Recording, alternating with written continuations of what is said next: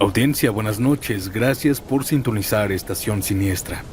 Esta noche tenemos un episodio bastante inquietante, porque hablaremos de apariciones en carretera, pero no de sombras rápidas o figuras que se vieron un momento en la oscuridad. Este episodio está a otro nivel. Relatos enviados por nuestros propios conectores, testimonios que ocurrieron en autopistas solitarias. Así que ponte cómodo, cómoda, apaga la luz y prepárate. Mi nombre es Santiago. Comenzamos.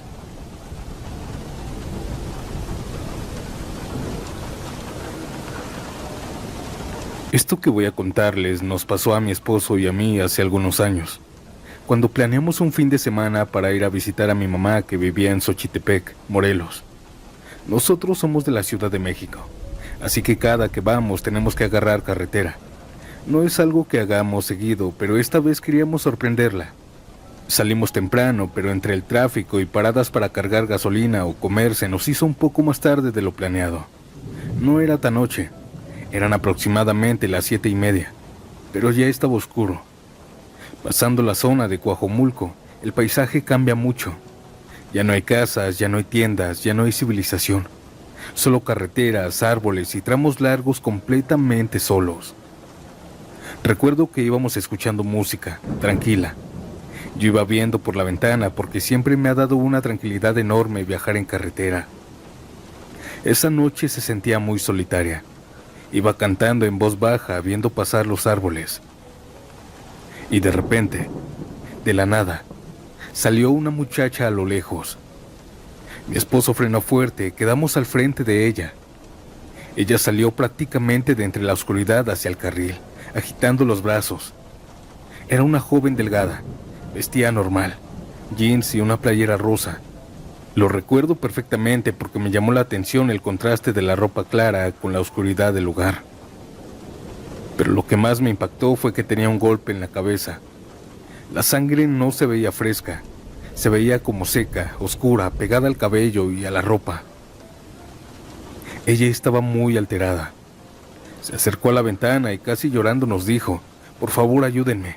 Marquen a las autoridades, nos volteamos más adelante". Su voz era desesperada. Mi esposo se orilló y yo le pregunté dónde estaba el carro. Nos señaló hacia adelante, diciendo que estaban más adelante, que ella había corrido varios minutos buscando ayuda, pero que no había encontrado nada hasta que vio nuestras luces. Decía que su esposo estaba inconsciente al igual que sus hijos, que no quería que les pasara algo. Su voz se escuchaba entrecortada, estaba llorando.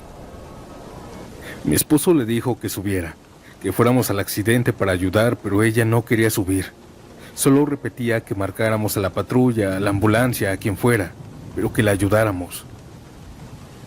Yo intenté tranquilizarla, pero no permitía que la tocáramos.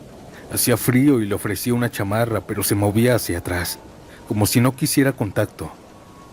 Mi esposo llamó al 911, dio el kilómetro exacto en donde nos dijo aquella muchacha. Explicó que había una volcadura cerca de ahí. Mientras tanto, la muchacha caminaba de lado para otro, alterada, llorando, diciendo que fuéramos a ayudarlos rápido. Le insistimos en que se subiera al carro, pero ella dijo que no. Le dijimos que ya habíamos pedido ayuda, que fuéramos para allá, pero parecía no entender.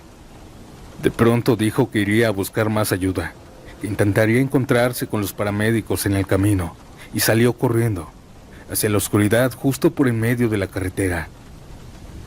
Mi esposo y yo nos quedamos viendo sin entender. Arrancamos y avanzamos hacia donde ella nos había dicho que estaba el accidente. Yo iba muy nerviosa. Le dije a mi esposo que regresáramos por la chica, que estaba oscuro, que no se veía nada. Estaba en shock y no pensaba con claridad. Al principio él me dijo que no, que primero fuéramos al accidente, pero insistí tanto que al final dio la vuelta. Regresamos despacio por el tramo donde la habíamos visto, pero nada, ni un rastro. Seguimos más adelante buscándola, nos orillamos, nos bajamos un momento y gritamos, pero no se escuchaba nada, solo el viento y los árboles. Buscamos por gran parte de la carretera, buscamos entre los árboles unos minutos más, pero nada. Pasaron como 15 o 20 minutos en total buscándola, hasta que vimos una ambulancia pasar a toda velocidad hacia adelante. Pensamos que tal vez ya la habían recogido, así que decidimos seguir a la ambulancia. La seguimos varios kilómetros hasta que llegamos al lugar del accidente, y ahí estaba el carro, volcado, con las luces de emergencia parpadeando. Ahí ya habían patrullas, conos, personal acordonando la zona. Nos orillamos. Desde lejos vimos cómo los paramédicos sacaban a las personas del carro volcado. Primero a un hombre, luego a 2 niños, todos inconscientes, todos manchados de sangre. Pero después sacaron a una mujer vestida con jeans y playera rosa, el mismo golpe en la cabeza. Era ella, era a quien nos habíamos encontrado en la carretera.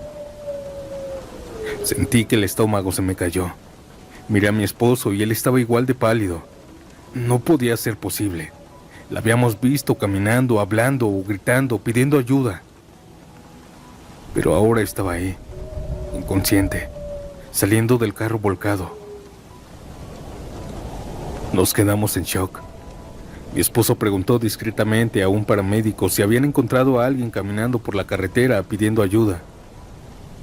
Pero nos dijo que no, que solo ellos habían llegado. Yo todavía intenté pensar que tal vez era una hermana, alguien muy parecida. Pero preguntamos a uno de los oficiales y nos dijeron que solo eran ellos. No había ninguna otra mujer. Nos regresamos al carro sin decir nada. Seguimos manejando hacia Xochitepec en completo silencio. Ninguno quería decir la palabra.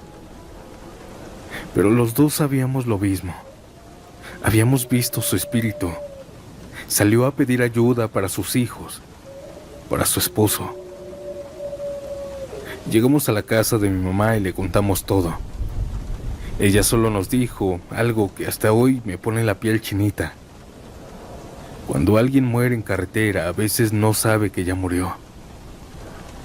Nosotros no sabemos qué fue de ellos. Espero de corazón que todos estén bien. Pero desde ese día, cada vez que paso por esa zona, recuerdo esta historia perfectamente.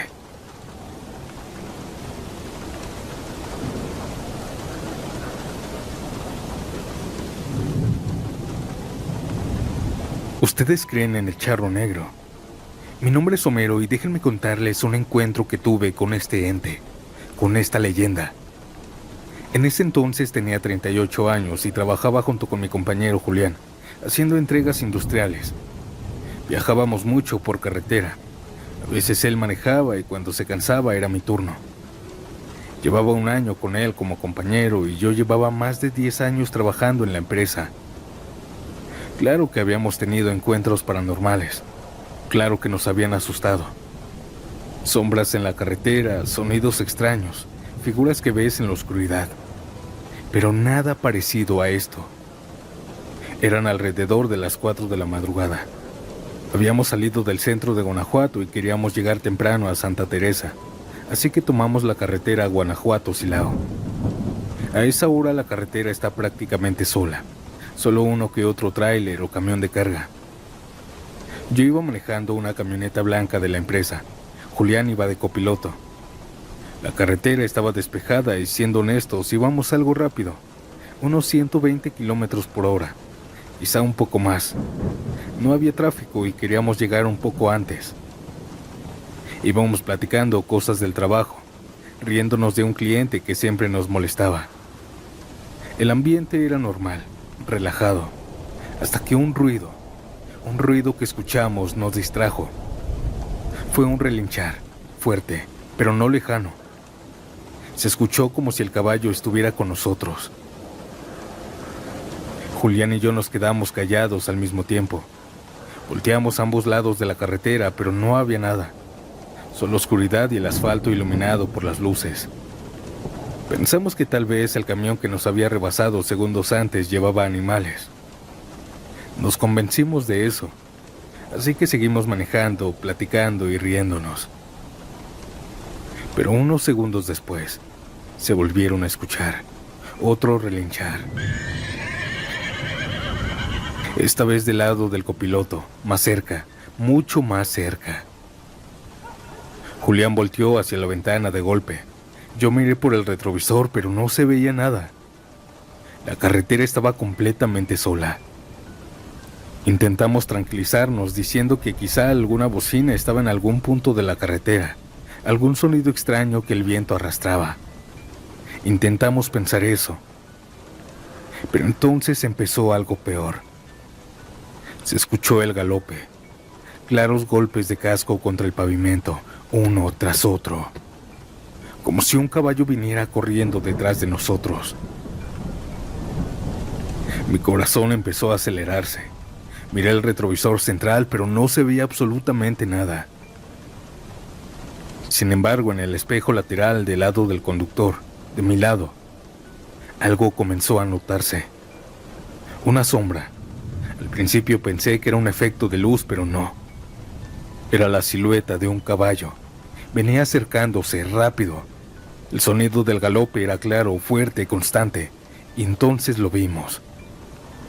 Aquel caballo se emparejó con la camioneta.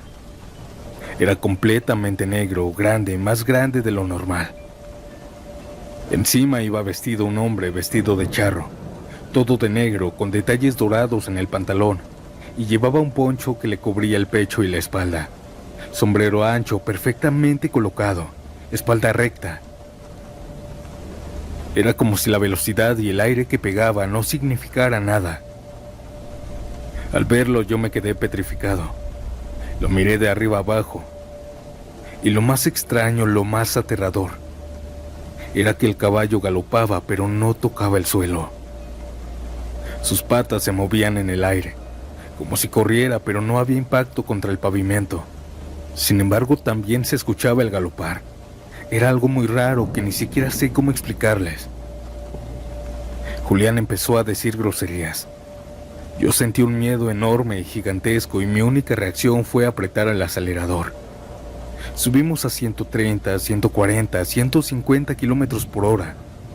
La camioneta vibraba por la velocidad, pero el charro seguía ahí, corriendo junto a nosotros, a la misma velocidad. A veces giraba lentamente el rostro hacia la ventana, pero no se distinguía bien su cara, solo sombra bajo el sombrero. Julián empezó a gritarle, a insultarlo, como si fuera una persona normal. Yo también, nervioso, empecé a decirle de cosas, pero no se iba. Por más que acelerara o frenaba, no se iba. No se quedaba atrás, no se adelantaba, solo galopaba junto a nosotros. Mis manos, mis pies, todo mi cuerpo estaba sudando. Temblaba del miedo y la desesperación al ver aquel ente a mi lado era muy, muy fuerte. Julián empezó a rezar en vez de maldecir. No gritaba ya, solo rezaba, en voz baja. Yo ya no hablaba. Quería soltar el volante, pero no lo hice. Solo manejaba. Pasaron quizá 1 o 2 minutos, pero se sintieron eternos. Y de pronto, el charro inclinó ligeramente el cuerpo hacia adelante, como si le indicara al caballo que acelerara. Y en tan solo un segundo, nos rebasó. Pero no como algo normal. Parecía deslizarse sobre el aire. Se fue hacia el frente. Lo vimos alejarse por el camino y así como apareció, desapareció. El silencio regresó. Yo bajé la velocidad y mis piernas temblaban. Julián estaba pálido. Nos miramos, me orillé, apagué el motor y nos quedamos dentro de la camioneta respirando fuerte. Nos vimos las manos, estábamos temblando. No fue mi imaginación, ¿verdad?, Julián me dijo. Yo solo negué con la cabeza. Ambos estábamos blancos. Nunca en mi vida había sentido un miedo enorme, un miedo así. No era miedo normal, era un miedo profundo. Como si algo que no pertenece a este mundo hubiera decidido jugar con nosotros. Después de unos minutos arrancamos otra vez. En Guanajuato se habla mucho del charro negro. Yo siempre pensé que era una leyenda del folclore mexicano, un invento para asustar. Pero ahora entiendo que esas leyendas, todas, están por algo.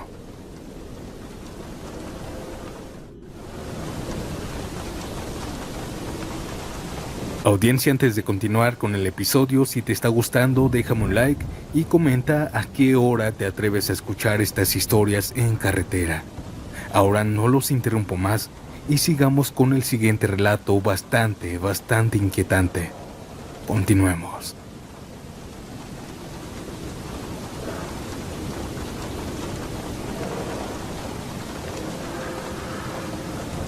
Tengo más de 20 años manejando trailers y he cruzado casi todas las carreteras del norte del país. Pero lo que me pasó hace unos años en La Rumorosa no lo he podido olvidar. Eran aproximadamente las 2 de la mañana. Yo iba bajando la zona de curvas rumbo a Tecate. A esa hora no hay casi nadie, solo el viento pegándole al tráiler y ese silbidito constante que se mete por la ventana de la cabina.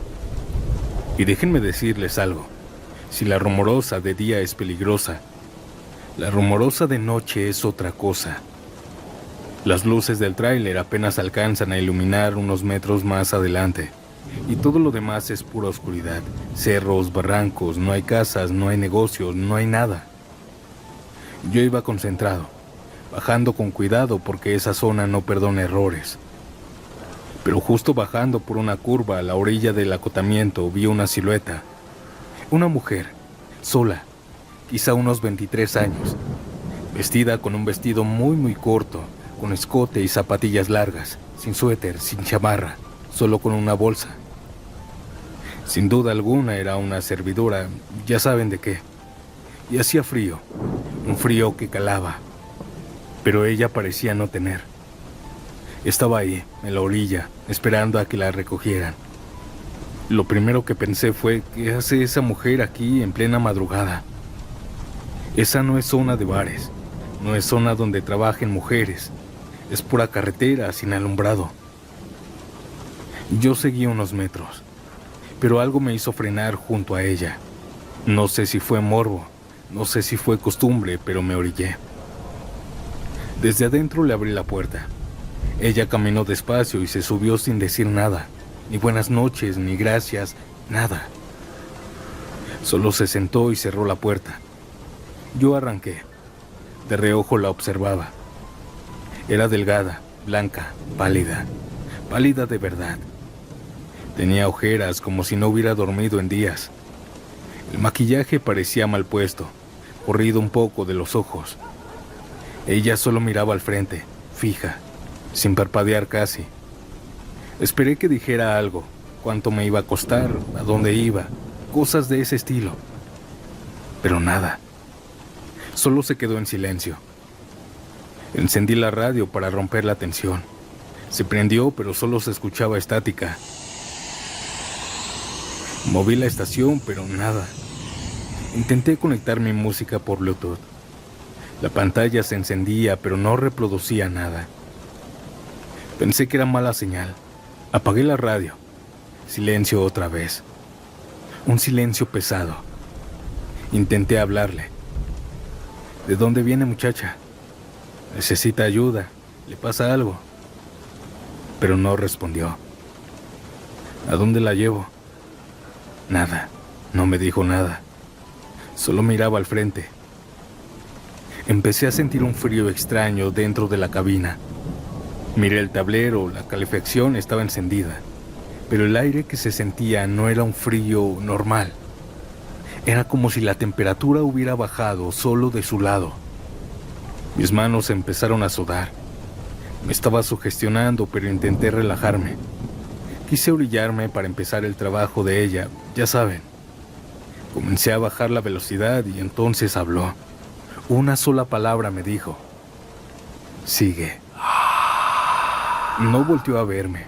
No cambió de tono, solo dijo eso. Sigue. Pensé que le había pasado algo, que algún camionero o algún trailero la había dejado botada hasta allá. Es por eso que ya no le insistí en nada y traté de ayudarla. Seguí manejando. La carretera parecía más larga de lo normal. Le invité café de mi termo, pero ella no respondía. Le conté algunas cosas para sacar plática, pero no parecía importarle. Las curvas parecían no terminar. Intenté otra vez poner música. La radio encendía, pero no había estaciones, solo estática, así que la apagué de inmediato. Mis latidos ya estaban acelerados. Dentro de mí había algo que me decía que no estaba bien esto. Intenté tocarle la mano solo para mostrarle apoyo, pero cuando mi mano rozó su piel, sentí hielo, no frío, hielo, como cuando tocas un metal en el invierno. Yo retiré mi mano. Ella no reaccionó, ni me miró, ni se movió. Solo seguía viendo hacia adelante. Comencé a sentir que el espacio dentro del tráiler se hacía más pequeño, el aire más pesado, me costaba respirar profundo. Tenía una leve sospecha de saber lo que era esa mujer, pero no quería aceptarlo. Quise relajarme. Decidí que se iba a bajar. Empecé a orillarme. Antes de detenerme, volvió a hablar. Llévame al pueblo. Su voz era plana, sin emociones. Sigue, me dijo. No discutí. No sé por qué hice eso, pero sentí que no debía llevarle la contra. Seguí manejando hasta ver las primeras luces de Tecate. Entré al pueblo. Las calles estaban vacías. Ella levantó la mano y señaló una dirección.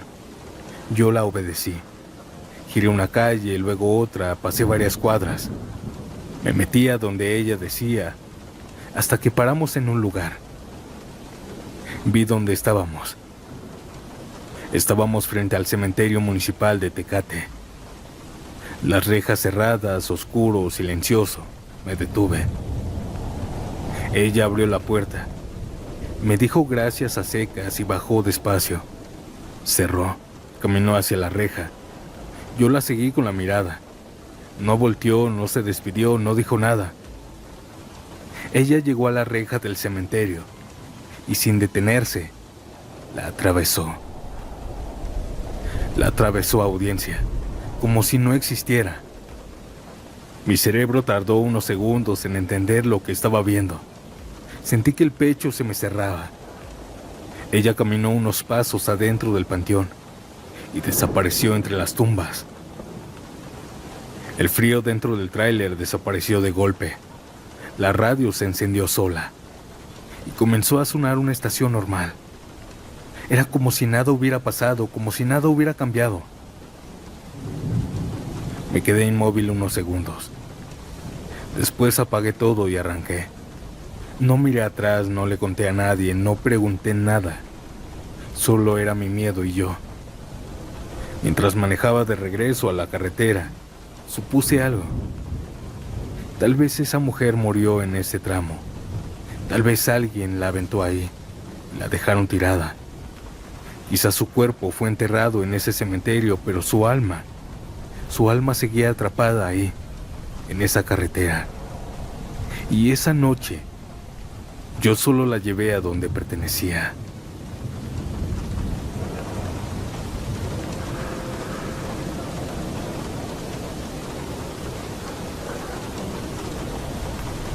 Por ahora quiero mantenerme anonimato, pero tengo 19 años. Esto que les voy a platicar no me pasó a mí. Le pasó a mi tío hace aproximadamente 20 años, en un rancho por la parte de Veracruz, donde vive parte de mi familia. Allá casi todo es sembradío de caña, caminos largos de terracería y pocas casas. De noche se pone completamente oscuro. Antes no habían postes, no había luz, solo lo que alumbraban los faros del carro que él tenía. Mi tío en ese entonces trabajaba de noche. Salía alrededor de las 2:30 o 3 de la mañana. Siempre hacía el mismo recorrido. Se había comprado un Tsuru negro y hasta la fecha aún lo tiene. Ese carro lo conocemos todos en la familia. Esa noche parecía normal. Él ya estaba acostumbrado a manejar por ese camino. Incluso decía que ya se sabía cada bache que había en él. Pero al ir avanzando por un tramo donde a los lados solo habían cañas y nada más, vio algo cruzando el camino. Era un toro muy robusto. Decía que no era cualquier toro, era exageradamente ancho del cuello y del pecho. Pero lo que más le llamó la atención fueron los ojos. Tenía los ojos rojos encendidos, y lo estaba mirando directamente a él.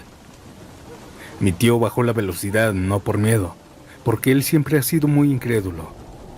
Pensó que tal vez era algún reflejo o que el cansancio le estaba jugando una mala pasada. El toro terminó de cruzar el camino y en lugar de meterse a la caña, siguió caminando hacia adelante por el mismo camino, dándole la espalda al carro. Mi tío decidió orillarse, no por miedo, sino para observar mejor y convencerse de que era un animal normal. Así que se quedó viendo. Y ahí fue cuando pasó lo que hasta el día de hoy no puede explicar. Mientras el toro iba caminando, comenzó a verse diferente. Ya no se veía tan ancho. Su cuerpo comenzó a hacerse más delgado. Mi tío pensó que era la distancia, pero no. Dice que literalmente vio cómo ese animal iba caminando, cambiando de forma. Las patas se veían más largas. El lomo ya no estaba encorvado como de toro. En cuestión de segundos, lo que iba caminando ya no era un toro. Era un hombre. Un hombre vestido completamente de negro. Caminaba por el camino de los sembradíos, exactamente por donde segundos antes iba el animal. Mi tío se quedó helado. Dice que el hombre nunca volteó. Solo siguió caminando hacia la oscuridad con tranquilidad, hasta que lo perdió de vista. Mi tío arrancó el carro y se fue sin mirar atrás. Cuando llegó a la casa no dijo nada, pero días después le contó todo a mis abuelos. Mis abuelos solo le respondieron algo que en el rancho todos sabían. Ese no era un toro, ese era el diablo. Yo sé que muchos no van a creer esto, pero en el rancho dicen que el diablo se aparece así, en forma de animal grande, sobre todo en toro o caballo.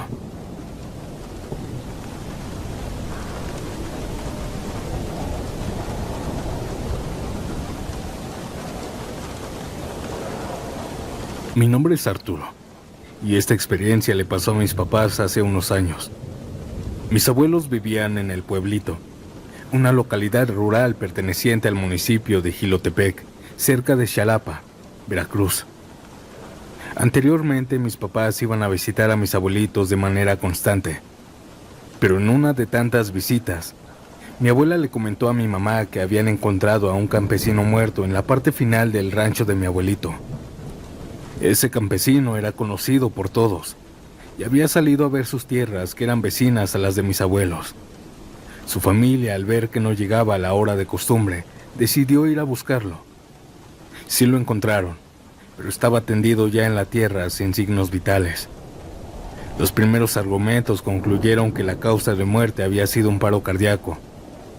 Posteriormente, las autoridades comenzaron las diligencias para el levantamiento del cuerpo y el traslado al CEMEFO. Pero al llegar a la entrada del rancho de mis abuelos, decidieron reposarlo unos minutos ahí, para después continuar el camino con los trámites correspondientes. Al día siguiente, un familiar había fallecido, y mis abuelos vinieron a Jalapa a asistir al funeral. Después de acompañar un rato, mis abuelos quisieron regresarse al rancho, y aunque mis papás trataron de persuadirlos para que se quedaran en casa, debido a que ya era muy de madrugada para llevarlos hasta allá, no lograron convencerlos, así que emprendieron el camino de regreso. Ellos me dijeron que durante todo el trayecto no hubo ninguna situación fuera de lo común. Llegaron al rancho, y mi papá decidió entrar a la mitad del entronque para dar la vuelta y retornar. Pero durante esa maniobra su auto se apagó, quedando separado justo a la mitad de la entrada. Mi abuelo, mi papá y mi mamá trataron de empujarlo, pero el carro se apesantó más y los esfuerzos no resultaron. Mi papá pensó que había sido una falla mecánica, ya que su auto, Datsun, modelo 78, para aquel entonces ya era considerado una pieza clásica, pero jamás le había pasado una situación así. Fue entonces que decidieron descansar un poco del esfuerzo. Pero en ese momento comenzaron a escuchar unas pisadas.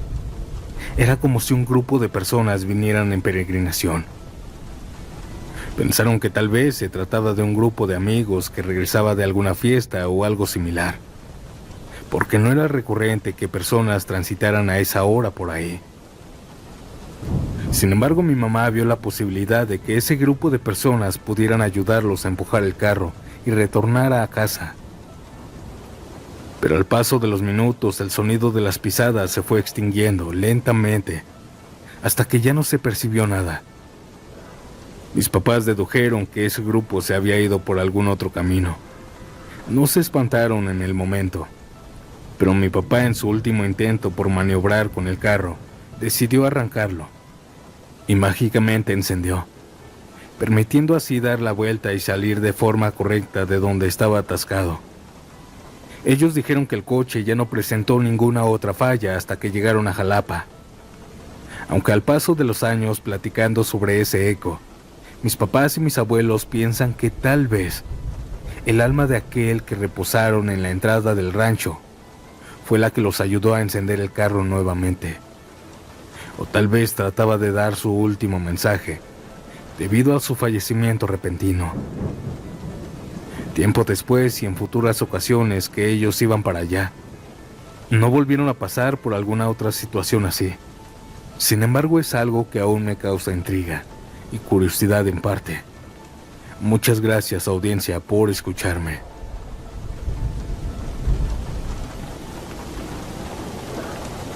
Audiencia, antes de pasar al último relato del episodio, gracias por estar aquí.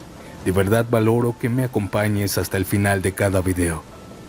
Y si eres nuevo, te invito a suscribirte y a pasarte por el canal, ya que hay muchas historias que te van a sorprender. Y bueno, yo los dejo con esta última historia y nos vemos pronto en un nuevo episodio. Chao.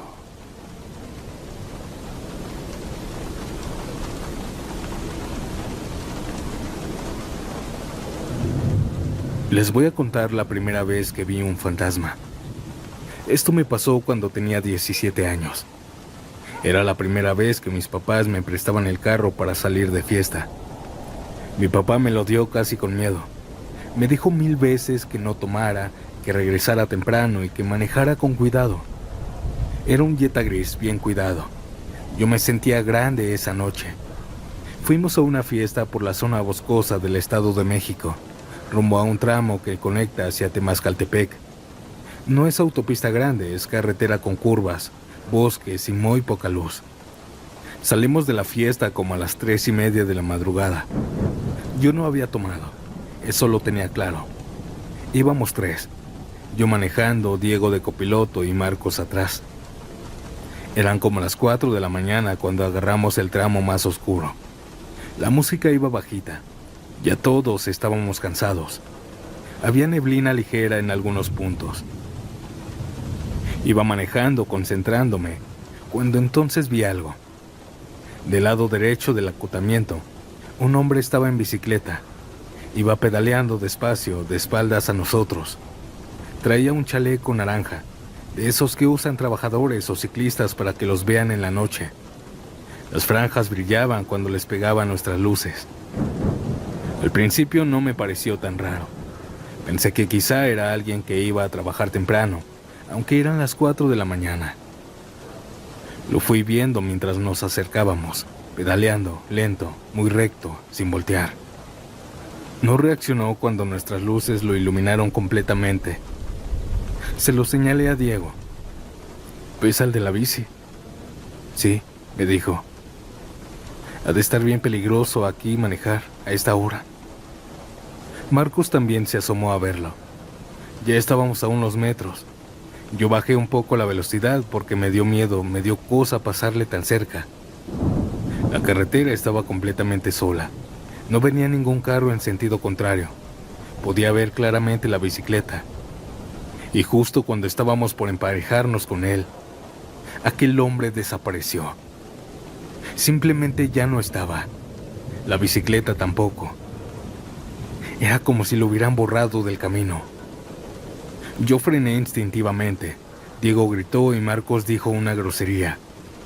Los 3 volteamos al mismo tiempo. Y justo en el lugar exacto donde lo habíamos visto desaparecer, había una pequeña capilla de carretera, de esas que ponen donde alguien murió. La cruz tenía flores secas. La capillita tenía una veladora adentro ya acabada. Yo estoy seguro de algo. Esa cruz, esa capilla, no la vi cuando lo estaba observando a lo lejos. Si hubiera estado ahí, la hubiera notado desde antes. Pero lo que vi fue un hombre pedaleando, no una cruz. Seguimos avanzando ya con ese susto. Apagué la música, yo sentía el corazón golpeándome el pecho. Miré varias veces por el retrovisor porque yo estaba asustado hasta ese punto. Diego intentó hacer algunos chistes con eso, pero no funcionaron. La audiencia lo vimos desaparecer.